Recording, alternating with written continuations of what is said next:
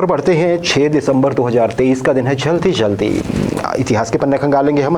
भारत की बात करें या भारत से जुड़ी हुई बात करें, मैं ऐसे कहना चाहूँगा 1956 मेलबर्न ओलंपिक्स हो रहे थे राधेश आज के दिन ऑस्ट्रेलिया में। आज के दिन क्या हुआ? आज के दिन एक बड़ा मैच खेला गया, एक फाइनल मैच, और वो था हॉकी का फाइनल। एक तरफ इंडिया था ऑब्वियसली, दूसरी ओर हमारा जो धुर प्रतिद्वंदी उस समय पे था इस गेम में पाकिस्तान सामने था। इंडिया और पाकिस्तान का मैच, और आप समझिए फिर वहाँ तो सब कुछ ही स्टेक पे होता है। मुकाबला बहुत रोचक था, 0-0 मतलब टूट नहीं रहा था। अचानक से भारत के लिए एक गोल होता है, और गोल करने वाले थे जो इसमें आप देख भी रहे हैं यहाँ पे, ये थे रणधीर सिंह जंटल साहब जी, नाम है रणधीर सिंह जंटल जी राजेश। इन्होंने गोल किया और भारत ये मुकाबला जीत गया 1-0 से, और ये लगातार छठा ओलंपिक गोल्ड था हॉकी में इंडिया का। क्या बात। ये आज के साथ भारत के साथ ही इतिहास जुड़ा है। 1917 की बात करते हैं राजेश। कनाडा का एक बंदरगाह शहर है, पोर्ट सिटी है। आप देखेंगे तो नक्शे में ये बिल्कुल दक्षिण की ओर है, प्रशांत महासागर में एक टापू जैसा है, और शहर का नाम है हैलिफैक्स।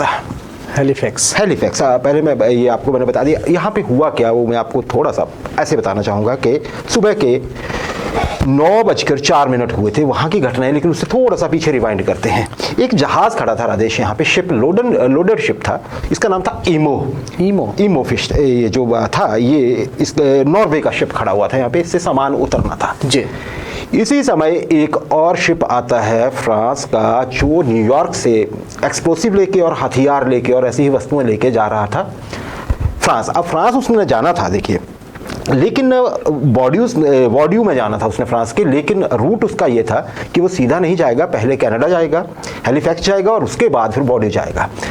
प्रदेश ये पहुंचने लगता है ये शिप, और काफ़ी मतलब स्लो डाउन हो गया होता है। जब पोर्ट पे जहाज़ लगता है बड़ा धीरे से लगता है, और समय पे तो टग बोट्स भी नहीं होती थी ना बड़े से। तो राजेश लेकिन होता क्या है कि पार्क होते होते ये वहाँ पे जो पहले से यहाँ पे ईमो खड़ा था, और इस जहाज़ का नाम था फ्रांस का मॉन्ट ब्लांक। हाँ, फ्रेंच में जैसे इंग्लिश में पढ़ेंगे तो हम माउंट ब्लैंक ही पढ़ेंगे इसको, लेकिन इसे फ्रेंच प्रोनाउंसिएशन है मॉन्ट ब्लांक। तो ये जहाज हल्के से इसकी टक्कर हो जाती है ईमो के साथ।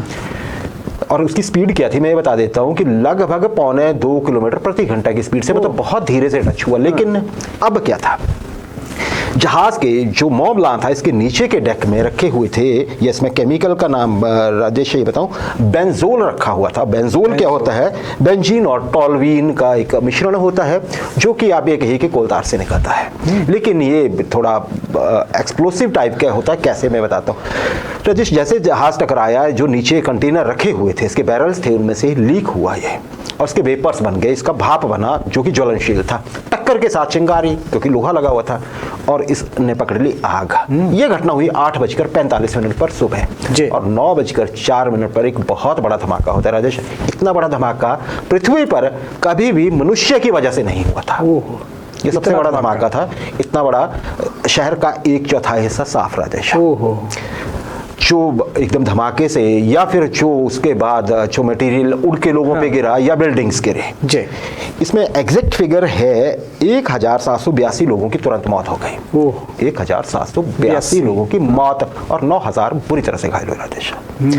तो ये इसको हैलिफैक्स एक्सप्लोजन के नाम से ये घटना है। अगर आप चाहें तो इसे इंटरनेट पे सर्च कर सकते हैं, बड़ी डिटेल में आपको पता चलेगा हुआ क्या था। 1933 की बात करते हैं राजेश। जेम्स जॉयसी, जो इंग्लिश लिटरेचर पढ़ते हैं वो इन्हें बहुत बहुत अच्छी तरह से जानते हैं। जेम्स जॉयसी ये आयरिश लेखक थे जी, मतलब आयरलैंड के लेखक थे ये राजेश। आज के दिन इनका जिक्र हम क्यों कर रहे हैं? अमेरिका में एक मुकदमा हुआ, और उस मुकदमे ने उस दिन के बाद 1933 के उस दिन के बाद भविष्य में जो आप ये कहिए कि साहित्य लिखा गया, उसकी दिशा बदल दी और दशा भी बदल दी। हुआ क्या जी, इन्होंने एक नॉवेल लिखा हुआ था, उसमें आप में से बहुत से लोगों ने पढ़ा भी होगा, यूलाइसिस। हाँ, जेम्स जॉयसी का यूलाइसिस। राजेश एक अगर हम देखें, ग्रीक एक पहले राइटर हो चुके हैं होमर, और उनकी एक रचना है जिसे कि एपिक कहा जाता है, ओडिसी। ये वही ग्रीक मतलब अलेक्जेंडर के टाइम पे है ना जी, वो ये लिखी हुई कि एक ट्रॉय का जो युद्ध है इसका जिक्र उसी से मिलता जुलता है उस समय के। उसके पैरेलल में अगर मैं कहूँ आपको कि मॉडर्न पैरेलल था ये जो इन्होंने यूलाइसिस लिखा, इसमें कुछ लोगों को ऐतराज़ हुआ कि इसका जो विषय है वो विवादित है। हाँ। जी। 1933 अमेरिका की सोसाइटी में भी ये चीज़ थी। कहा गया कि ऑब्सीन है ये, दैट इज़ अश्लील है ये चीज़। कोर्ट में गया, लेकिन जो जज हैं वो पूरा उसमें सारा वो होता है और ये बताया जाता है कि जी नहीं, ये अश्लील नहीं है, ये एक कृति है। उसके बाद क्या हो रहा देश, उसके बाद फिर जो लेखक थे उनके लिए नए रास्ते खुल गए कि वो देखिए, अगर उनको कोई चीज़ दिखानी है, कोई विषय गहराई से समझाना है, तो उसमें कंटेंट वैसा हो सकता है जो कुछ लोगों को आपत्तिजनक लग सकता है।